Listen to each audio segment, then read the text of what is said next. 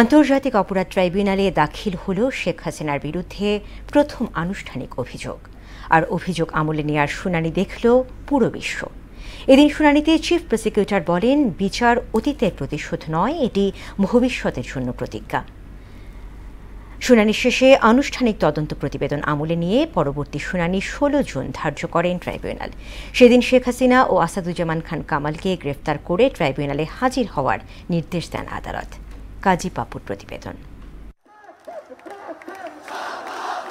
July August আন্দোলন যখন তুঙ্গে, তখন আন্দোলনকারীদের হত্যা ও নিশ্চিহ্ন করে ফেলতে টেলিফোনে আইনশৃঙ্খলা বাহিনীকে নির্দেশ দেন তৎকালীন সরকার প্রধান শেখ হাসিনা। আনুষ্ঠানিক চার্জ দাখিলের শুনানিতে হাসিনার এমন নির্দেশনার ফোন রেকর্ডের কথা আন্তর্জাতিক অপরাধ ট্রাইব্যুনালকে জানায় প্রসিকিউশন। প্রাণঘাতী অস্ত্র বা লিথাল ওয়েপন ব্যবহারের মাধ্যমে আন্দোলনকারীদের হত্যা ও নির্মূলের নির্দেশ। শুনানিতে উঠে আসে আন্দোলন দমনে নৃশংস পরিকল্পনার কথা। শেখ হাসিনার গ্যাং অফ 4 এর কথা তুলে ধরে প্রসিকিউশন জানায়, ওবায়দুল কাদের, আনিসুল হক, সালমান এফ রহমান এবং আসাদুজ্জামান খান কামালের পরিকল্পনায় চলত গুম, খুন ও ধরপাকড়। সেনা পুলিশ সমন্বয়ে আন্দোলন দমনের পরিকল্পনাও ছিল তাদের। তাদের নেতৃত্ব এবং নিয়ন্ত্রণে থাকা রাষ্ট্রীয় বাহিনী এবং রাজনৈতিক দল ও অঙ্গ সংগঠনের সদস্যদের দ্বারা সংগঠিত হয় হত্যা, অঙ্গহানি, গ্রেফতার, নির্যাতন, গুম।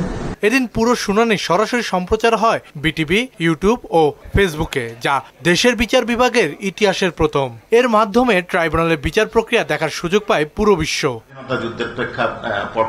শুনানিতে চিফ প্রসিকিউটর বলেন, আদালত এমন একটি সময়ের সাক্ষ্য বহন করছে যা ইতিহাসে দলিল হয়ে থাকবে। মানবতা বিরোধী বিচার কাজ নিরপেক্ষ, প্রমাণ নির্ভর ও ন্যায়ভিত্তিক হবে বলে আশা প্রকাশ করেন তিনি।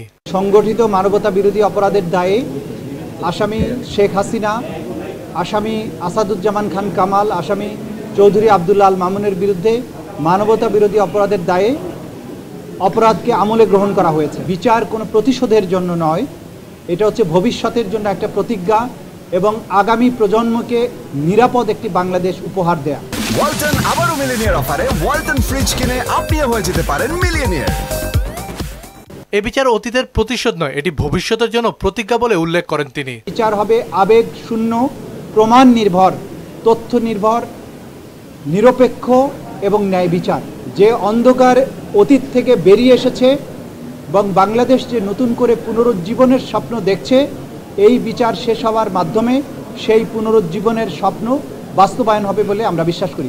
শুনানি শেষে 3 জনের বিরুদ্ধে অভিযোগ আমলে নিয়ে পরবর্তী শুনানির দিন 16 জুন ধার্য করেন ট্রাইব্যুনাল। ওই দিন শেখ হাসিনা ও আসাদুজ্জামান খান কামালকে গ্রেফতার করে ট্রাইব্যুনালে হাজির করার নির্দেশও দেন আদালত। 16 জুন আসামিদের উপস্থিতি এবং আসামিদেরকে গ্রেফতার করে হাজির করার জন্য নির্দেশ দেওয়া হয়েছে।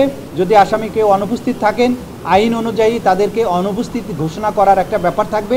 কাজী পাপ্পু, মোহনা সংবাদ, ঢাকা।